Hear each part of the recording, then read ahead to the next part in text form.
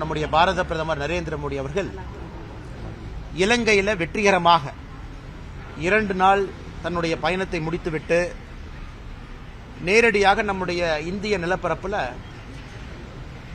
மண்டபத்திற்கு வந்து கடந்த 11 ஆண்டுகளில் நம்முடைய பிரதமர் அவர்கள் 4 முறை ராமேஸ்வரத்துக்கு வந்திருக்கிறாங்க. 4 முறை பாருங்க, ஒரு குட்டி தீவு 4 முறை வந்திருக்கிறாங்க. அந்த அளவுக்கு இந்த மண்ணின் மீது இருக்கக்கூடிய மதிப்பும் மரியாதையும் அதற்கு முக்கிய காரணமா இருக்கு. இன்னைக்கு 8300 கோடி ரூபாய் மதிப்பு இருக்கக்கூடிய பணிகளை, முடித்த பணிகளை தமிழக மக்களுக்கு அர்ப்பணிச்சிருக்கிறாங்க. சில பணிகளுக்கு தொடக்க விழா நடத்தி இருக்கிறாங்க.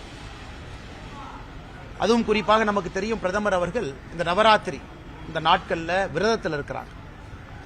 அந்த நேரத்திலும் கூட இந்த முடிக்கப்பட்ட திட்டத்திற்கெல்லாம் மரியாதை கொடுத்து ராம நவமி நாளில் 550 கோடி ரூபாய் மதிப்பில் கட்டப்பட்டிருக்கக்கூடிய வெர்டிக்கல் லிஃப்ட், அந்த பாம்பன் பாலம், அதனுடைய திறப்பு விழா சிறப்பாக இன்னைக்கு நடத்தி இருக்கிறாங்க. ஏற்கனவே சொன்னது போல 8300 கோடி ரூபாய் மதிப்பு இருக்கக்கூடிய திட்டங்களை நமக்கு அர்ப்பணிச்சிருக்கிறாங்க. அதே நேரத்தில் ராமேஸ்வரத்தில் கட்டுக்கடங்காத மக்கள் வெள்ளத்தில் அந்த கூட்டம் நடந்து முடிந்திருக்கிறது. பிரதமர் அவர்கள் சற்று நேரத்திற்கு முன்பு மதுரை விமான நிலையத்திலிருந்து டெல்லிக்கு கிளம்பி இருக்கிறாங்க. முதலாக கடந்த 4 ஆண்டுகளில் நாம பார்க்கிறோம். எனக்கு தெரிஞ்சு ரொம்ப நாளைக்கு பிறகு நம்முடைய பாரத பிரதமர் அவர்கள் பங்கேற்கக்கூடிய ஒரு நிகழ்வில் தமிழகத்தினுடைய முதலமைச்சர் அவர்கள் பங்கேற்காதது எங்களுக்கு உள்ளபடியே பெரிய வருத்தம். அதற்கு முதலமைச்சர் அவர்கள் சொல்லியிருக்கக்கூடிய காரணம் கூட ஏற்புடையது கிடையாது. பிரதமர் அவங்க வர்றாங்கன்னு தெரியும்.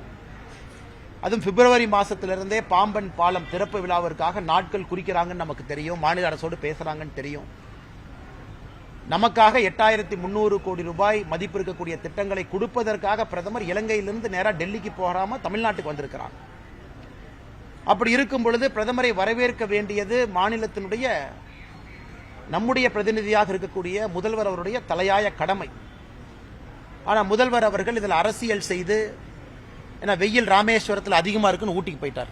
ராமேஸ்வரத்தில் வெயில் 40 டிகிரி நினைக்கு, நல்ல வெயில். அதனால் முதலமைச்சருக்கு வெயில் தாங்காதார். அதனால் நேராக வண்டியை ஊட்டிக்கு வர்றா அப்படின்னு சொல்லிட்டு ஊட்டி குளிரில் போய் இதமா பதமா இருக்கலாம்னு அங்கே போயிட்டார். அதனால் இதை பாரதிய ஜனதா கட்சி நாங்கள் வன்மையாக கண்டிக்கின்றோம்.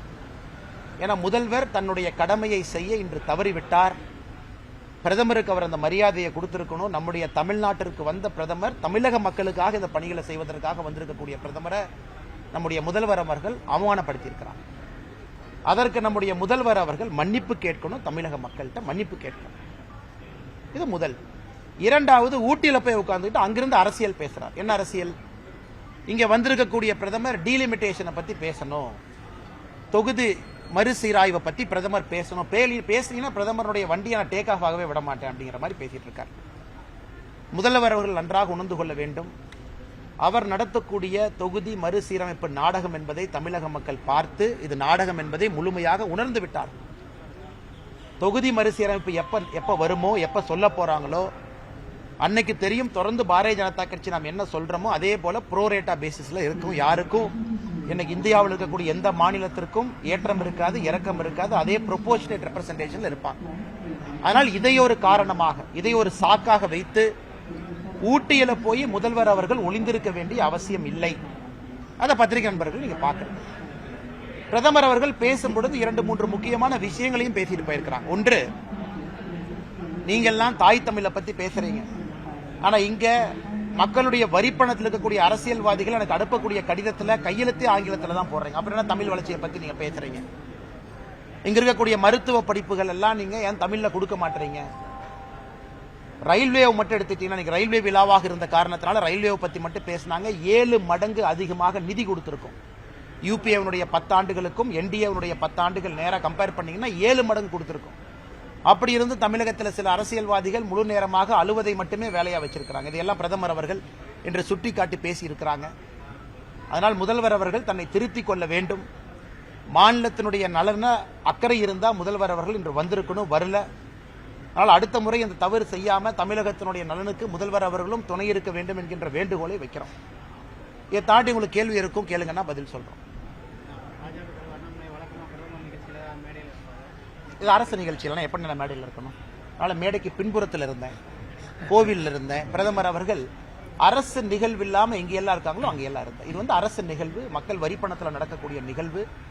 அங்கே எனக்கு வேலை இல்லைங்கன்னா அதனால்தான் நம்முடைய கட்சியிலிருந்து பிரதிநிதிகளாக இருக்கக்கூடிய ஐயா முருகன் அவர்கள் இருந்தாங்க. அந்த பகுதியினுடைய சட்டமன்ற உறுப்பினர், நம்முடைய சட்டமன்ற குழு தலைவராக இருக்கக்கூடிய நயினார் நாகேந்திரன் இருந்தாங்க. ஏன்னா அரசு விழா அது, அந்த அரசு விழாவில் நாம் பங்கேற்பது தவறாக இருக்கும். பாம்பன் பாலம் தொடங்கிய முதனாலே வந்து பழுதாயிருச்சுன்ற ஒரு தகவல் வந்து என்ன சிக்கலா இருக்கு, இறங்குறதுல சிக்கல் ஏற்பட்டிருக்கு அப்படின்னு சொல்லி. யார் இறங்குறதுல? பாம்பன் பாலம் மேல ஏறிட்டு கீழே இறங்குறது. ஆனா முழுக்க முழுக்க இந்த பாம்பன் பாலம் என்பது நம்முடைய மேக் இன் இந்தியா திட்டத்தில் தொழில்நுட்பத்தில் கொண்டு வரப்பட்ட இந்த vertical lift technology. IIT Chennai பல ஐஐடிக்கள் வந்து இதை கொடுத்துருக்குறாங்க. ரயில்வே நிகம் பிரைவேட் லிமிடெட் அவங்க இதில் வந்து பல முக்கிய வேலைகளை செஞ்சிருக்கிறாங்க. இது வந்து ஏசியாலேயே இந்த வெர்டிக்கல் லிஃப்ட் நேரடியாக பாலம் மேலே ஏறி இறங்குறது எங்கேயுமே இல்லை, நம்ம இடத்துல இருக்கு. அதனால் எனக்கு சரியா தெரியல அது பத்திரிகை நண்பர்கள் அங்கிருந்து என்ன சொன்னாங்கன்னு. பிரதமர் அவர்கள் இன்னைக்கு திறந்து வச்சாங்க, முதல் ட்ரெயின் போச்சு, அதன் பிறகு கூட ட்ரெயின் போய்கிட்டு தான் இருந்தது. அதனால் அது இந்த நேரத்தில் பெரிதுபடுத்த வேண்டிய அவசியம் இல்லை. ஏன்னா முதல் நாள் என்பதால உண்மையாலுமே அது நடந்ததா இல்லை பத்திரிகை நண்பர்களுடைய யூகமா இல்லை ரயில்வே அதை பற்றி எதுவுமே பேசாத பொழுது நான் அதை பற்றி கருத்து சொன்னால் அது தவறாக போயிருந்தேன். எனக்கு தெரியாதுங்க தலைவா, இதுவரைக்கும் தெரியாது. அந்த மாதிரி டூர் ப்ரோக்ராம் எதுவும் இல்லை.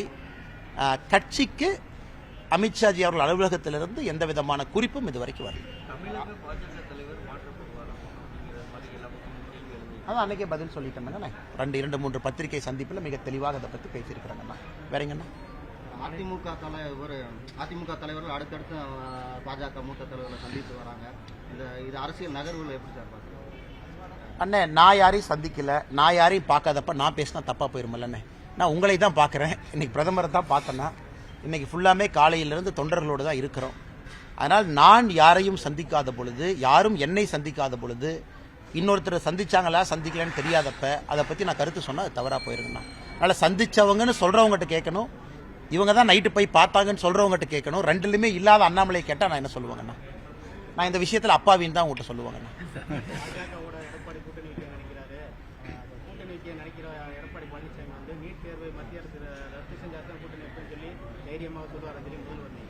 ஏன்னா திமுகவை வச்சு பிதுக்கி காங்கிரஸ் தான் அலையன்ஸ் ஃபார்ம் பண்ணாங்க. எப்படி இன்கம் டேக்ஸ் ரைடு பண்ணி ஃபர்ஸ்ட் ஃப்ளோரில் கிரவுண்ட் ஃப்ளோரில் காலை வச்சு மிதிச்சு சீட்டு வாங்கினாங்க. அந்த மாதிரியா நடக்குது? அந்த மாதிரியா நடக்குது? கிடையாது. அதே போல இந்திரா காந்தி அம்மையாரை பற்றி கலைஞர் கருணாநிதி ஐயா பேசிய பேச்சுக்கெல்லாம் தொகுத்து பார்ப்போம். இந்திரா காந்தி அம்மையார் அவர்களை பற்றி எவ்வளவு மோசமா பேசினாங்க. நேருவின் மகளை இந்திராவே வாவான்னு சொன்னாங்க.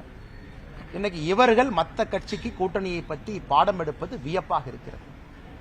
எல்லோரும் மக்கள்கிட்ட கேட்கறது நீட் ரகசியம் இருக்குன்னு ஆட்சிக்கு வந்தீங்களே, என்ன ரகசியம்? 4 வருஷம் கழிச்சு என்ன ரகசியம்? அந்த ரகசியம் கிடையாது. மாண்புமிகு ஜனாதிபதி கிட்ட அனுப்பின நீட் பில்லு ரிஜெக்ட் ஆகி திரும்ப வந்திருக்கு, அசம்பிளியினுடைய ரெசல்யூஷன்.